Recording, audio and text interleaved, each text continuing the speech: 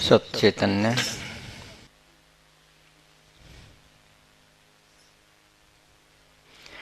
पहले तो ये गांव में कोई सत्संगी नहीं था।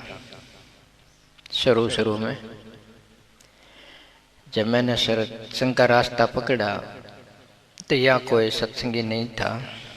कोई कोई बुजुर्ग होता था, एक तारीख का सत्संग कर लिया करते बैठ के रात का।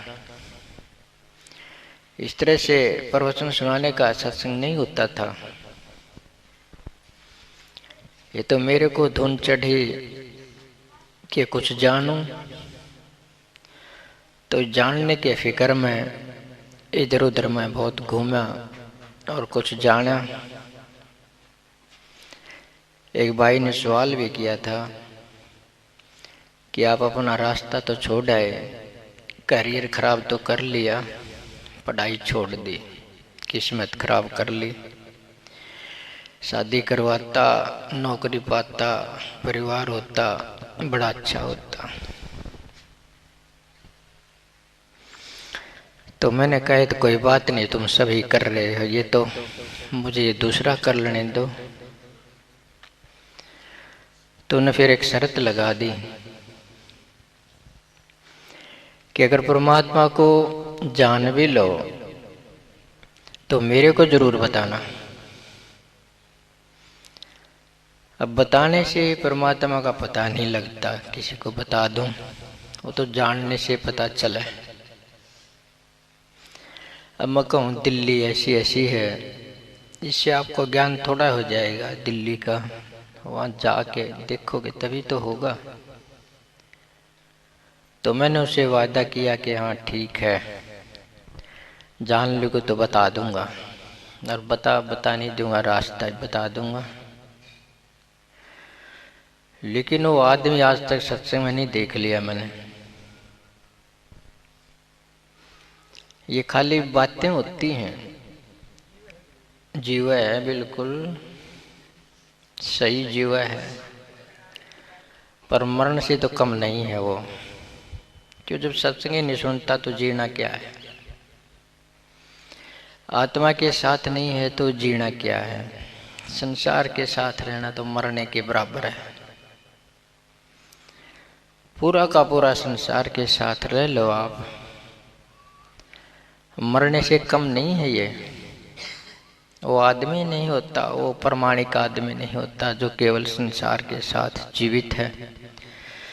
थोड़ा बहुत अपनी आत्मा के साथ जीवित हो तो जिंदा है। धन के लिए जीवित हो, मान के लिए जीवित हो, सम्मान के लिए जीवित हो, पद के लिए जीवित हो, प्रतिष्ठा के लिए जीवित हो, ये क्या कोई जीना है? नहीं चले जाओगे क्या हाथ पसार के? जाएंगे, सब जाएंगे, सब चले गए हैं। तो जो दूसरे को जिंदा देखता है वही तो जीवित है। जो दूसरे को जिंदा ना देखे वो जीवित कैसे हो सकता है? वो पत्थर हो सकता है। जब किसी का जीवन नहीं लगता कि ये भी जिंदा है। कोई किसी को जिंदा लगेगा तो क्या दुख देगा वो उसको? कोई किसी को जिंदा ही नहीं लगता इसलिए दुख देते हैं। पत्थर के हैं, दुख देंगे, जीवित हो तो दुख क्यों देंगे? और जो पदार्थ के साथ एक है, रुपये धेले के साथ एक है, वो तो जीवित हो ही नहीं सकता। वो तो 2 रुपये के लिए भी किसी की जान ले लेता है। कैसे जीवित है वो? आदमी को मार दे, रुपया हाथ में है, कैसे कहोगे कि वो जीवित है? वो तो रुपया है निरा। तो सत्संग यही सिखाता है आपको कि जो भूल जाते हो उसको याद दिला देता है बस। भूल तो जाते ही हैं कि ये बाहर की तड़क भड़क सजा धजी सब ऐसा ही है, मान सम्मान है, धन दौलत है, ये भुला देता है। कभी कभी बैठा के समझा दें, कुछ दिन तो याद रहे।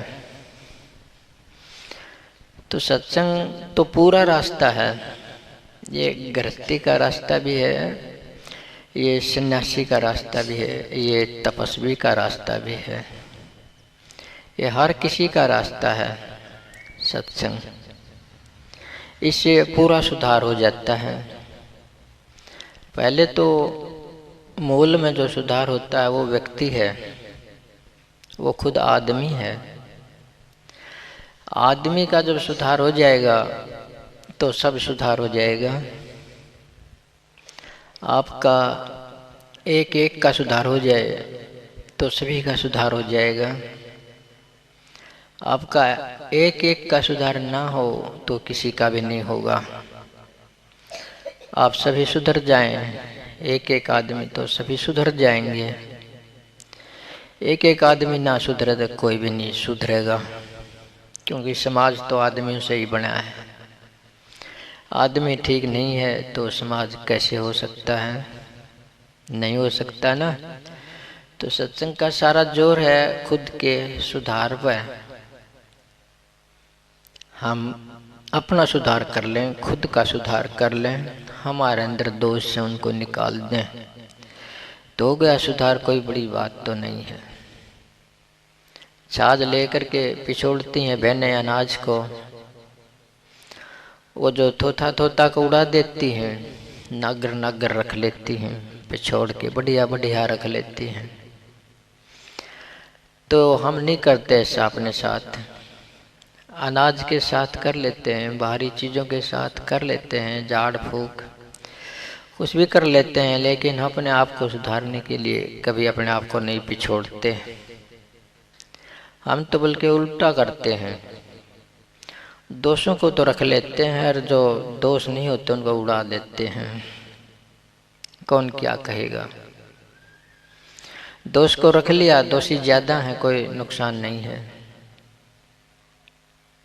और तुम अच्छाई को रख लो कि 100 लोग आपको टोक देंगे। तो अच्छाई पर ध्यान नहीं है, बुराई को इकट्ठा करने का ज़्यादा ध्यान है। नहीं पिछोड़ते अपने आप को। कुछ नहीं जाएगा तुम्हारा तो तुम थोड़ी साधना कर लो, अपने अपने दोषों को बाहर निकाल दो। होली दिवाली तो सब अपने साल में 1-2 साल में अपने मकानों को भी सफेदी पेंट कर लेते हैं, सफाई कर लेते हैं। सारा जीवन नहीं करता आदमी। अपने मकान की सफाई, रोगन पेंट सब कर लेता है, लेकिन क्या खुद की भी करता है? कभी कभी कभी कभी अपना भी सुधार करता है, अपने को भी रोगन मारता है, अपने को भी पेंट मारता है क्या? हाँ मारते हैं भाई, वो दूसरे को दिखाने के लिए मारते हैं ना। कैसी सज्जा धजी बहने भाई सब करते हैं। शरीर पर टिक्का टुमनी गुड़िया बन जाते हैं, गुड्डे बन जाते हैं। वो मान सम्मान के लिए कि दूसरा सराहे देखे अच्छा है। तो ये बाहर की टीका टिप्पणी, बाहर की जो ये सफेदी है, बाहर का जो सजा धजी है, ये मेकअप है, ये तो कर लेते होगे, लेकिन हमें जरूरत है भीतर की। बाहर की मत करो, बेशक से भीतर की कर लो, भीतर की सफाई कर लो आप, बस सब हो जाएगा। तो मैंने कहा था ना कि सत्संग व्यक्ति के सुधार का रास्ता है, खुद का अपने अपने सुधार का रास्ता। तो परिवार है, ये व्यक्तियों से ही बना है। हर परिवार में 5-7 आदमी रहते हैं।